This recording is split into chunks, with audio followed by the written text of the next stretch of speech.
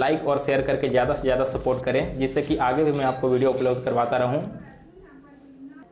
और अगर आपको इन सारे वन वर्ड्स का PDF चाहिए तो PDF आप हमारे टेलीग्राम ग्रुप से डाउनलोड कर लेना। टेलीग्राम ग्रुप का लिंक आपको नीचे डिस्क्रिप्शन बॉक्स में मिल जाएगा। तो चलिए आज का वीडियो शुरू करते हैं।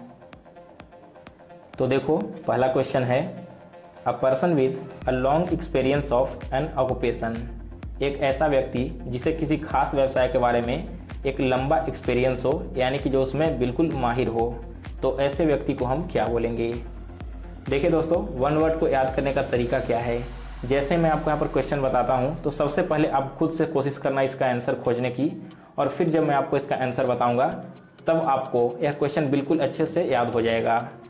तो देखो यहाँ पर, ऐसे व्यक्ति जिसे किसी खास व्यवसाय में एक लंबा एक्सपीरियंस हो, इसे बोलेंगे veteran. So option A correct answer है। और यह क्वेश्चन ऑलरेडी एयरफोर्स के एग्जाम में 2018 में पूछा गया था। अब देखिए, जीनियस किसे बोलते हैं।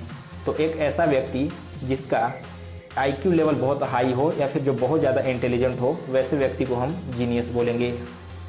तीसरा ऑप्शन है सीजन्ड। सीजन्ड किसे बोलते हैं। तो सीजन बोलेंगे people having a lot of experience of particular activity, यानी कि एक कोई खास एक्टिविटी, कोई खास क्रिया के बारे में किसी व्यक्ति को बहुत ज़्यादा एक्सपीरियंस हो, तो वैसे व्यक्ति को हम सीजन्ड बोलेंगे। और लास्ट है एम्बीडेक्स्ट्रस। एम्बीडेक्स्ट्रस किसे बोलते हैं।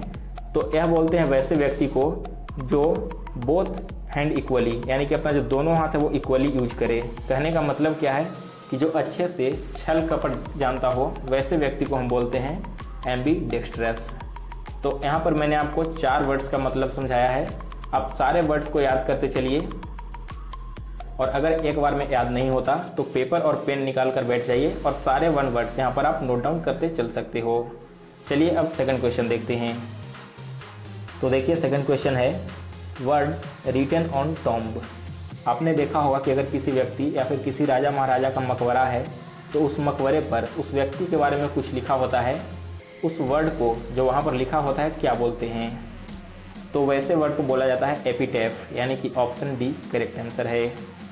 और देखिए, ऑप्शन बी में है एपिग्राफ। एपिग्राफ किसे बोलते हैं दोस्तों। यह बोला जाता है इंस्क्रिप्शन को। आपने देखा होगा कि पुराने जो राजा महाराजा होते हैं वे अपना इंस्क्रिप्शन बनाते थे, उस पर अपनी बातें लिखते थे, तो उसी इंस्क्रिप्शन को बोला जाता है एपिग्राफ। और सी ऑप्शन है सोलिलोक्यू। सोलिलोक्यू क्या बोलते हैं।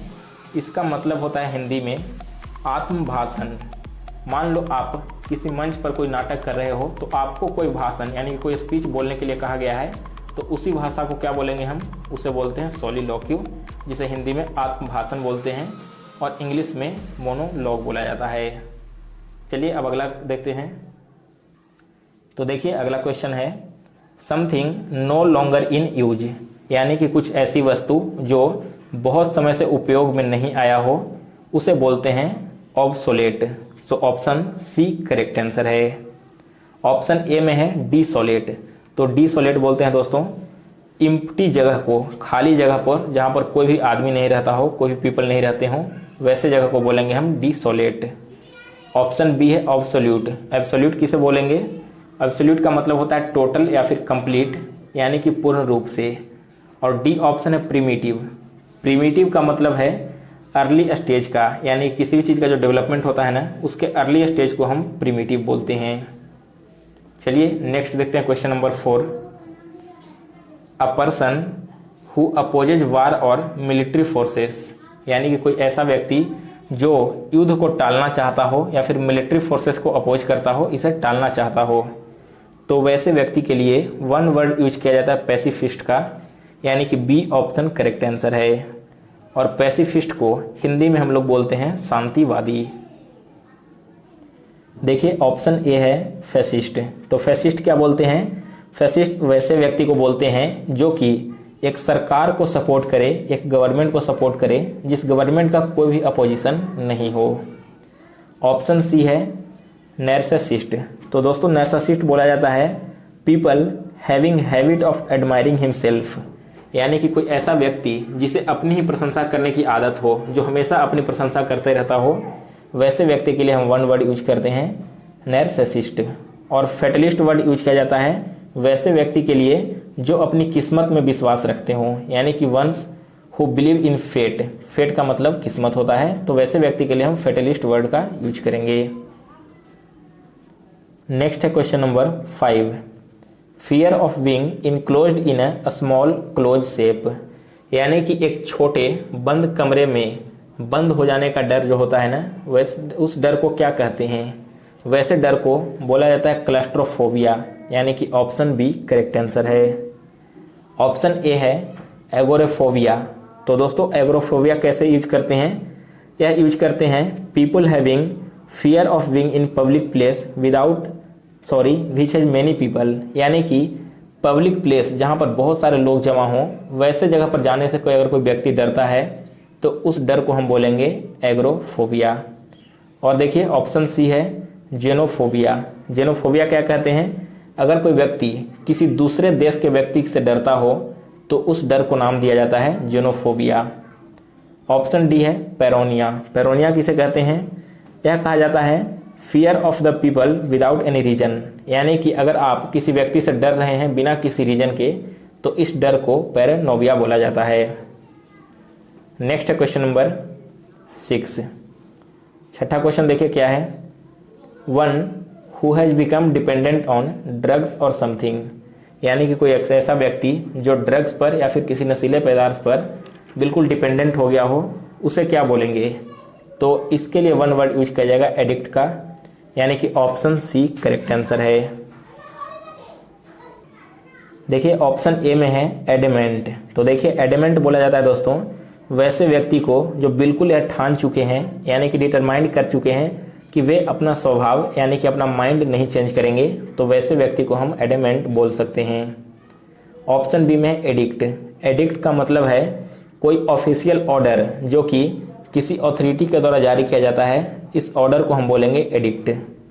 और डी ऑप्शन में डेरेलिक्ट। डेरेलिक्ट का मतलब होता है कोई एक ऐसा व्यक्ति जिसके पास ना रहने के लिए घर हो, ना उसके पास कोई जॉब हो और ना ही उसकी कोई प्रॉपर्टी यानी कि संपत्ति हो, तो वैसे व्यक्ति को हम डेरेलिक्ट बोलेंगे। अगला क्वेश्चन है question number 7, succession of rulers belonging to one family, यानी कि एक ही परिवार का जो अगला रूलर आता है, एक राज्य से संबंधित कोई अगला जो राजा बनता है, वैसे व्यक्ति के लिए हम यूज करते हैं डायनेस्टी वर्ड का, यानी कि ऑप्शन ए करेक्ट आंसर है। और डायनेस्टी का हिंदी में मतलब होता है वंश।